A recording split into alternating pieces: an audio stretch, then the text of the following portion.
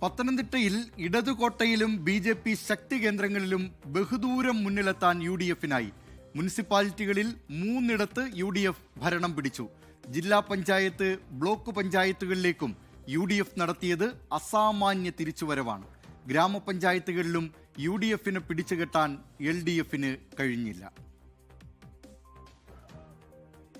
താഴെത്തട്ട് മുതൽ ഐക്യത്തോടെ ജില്ലയിൽ പ്രചരണം നടത്തിയതിന്റെ ഫലം UDF-ന് തിരിച്ചുകിട്ടി. പത്തനംതിട്ട ജില്ലയുടെ നഗര ഗ്രാമ മേഖലകളിൽ UDF വമ്പിച്ച ഭൂരിപക്ഷത്തിൽ വിജയം രുചിച്ചു.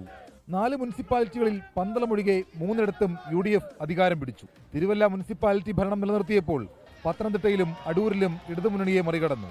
തിരുവല്ലയിൽ 39 വാർഡുകളിൽ 18 UDF ജയിച്ചു. 33 വാർഡുള്ള പത്തനംതിട്ട മുനിസിപ്പാലിറ്റിയിൽ മാജിക് നമ്പറായ 17ലേക്ക് UDF എത്തി. അടൂരിൽ 29 വാർഡുകളിൽ 16 ജയിച്ച് ഇടതുകോട്ട UDF പൊളിച്ചു. പന്തളം മുനിസിപ്പാലിറ്റിയിൽ ശക്തി കാണിക്കാൻ LDF-ന് കഴിഞ്ഞു. 14 സീറ്റുമായി വലിയ ഒറ്റകക്ഷിയാണ് LDF. UDF 11 സീറ്റ് പിടിച്ചപ്പോൾ ഭരണത്തിലിരുന്ന BJP 9 സീറ്റുമായി മൂന്നാമതായി. 8 ബ്ലോക്ക് പഞ്ചായത്തുകളിൽ 7 UDF തിരിച്ചു വന്നു. കഴിഞ്ഞ തവണ 2 സീറ്റ് മാത്രം ഉണ്ടായിരുന്നിടത്തു നിന്നാണ് ഇക്കുറി UDF-ന്റെ തിരിച്ചുവരവ്. ബ്ലോക്കിൽ UDF-നെ കൈവിട്ടത് കോന്നി മാത്രം.